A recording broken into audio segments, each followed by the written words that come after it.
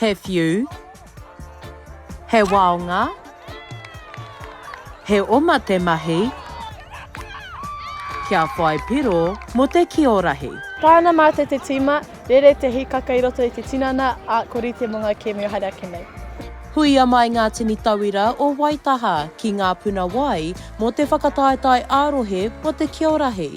Ko te hiahia o Te Kura Whakapūmau i Te Reo Tūturu ki Waitaha, kia hoki atu ki ngā āmotu, a he rautaki kei a rātou ringaringa.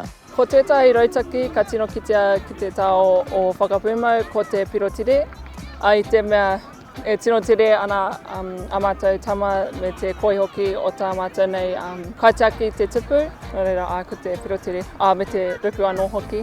Ko te mau ki te pono, me te maiatanga, koera te kurahuna. Engari, kare whakātu, ka whakātu noa i te momo pakunga engari.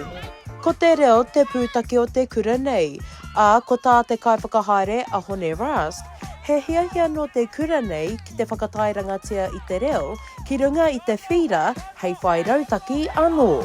Ko tētahi rautaki he ū ki te reo, ko tō mātou kura, te kura e kawe ana i ngā huatanga o te reo. Nā reira, ko tā mātou he aki whakamahia tērā hei rautaki i runga anō i te whira, kia pōhehe te tangata he rautaki, engari ka hua mai tētahi āhuatanga, tētahi māramatanga hoki ki ngā ture o te kemu me ngā whakaro o te kaiwa wā.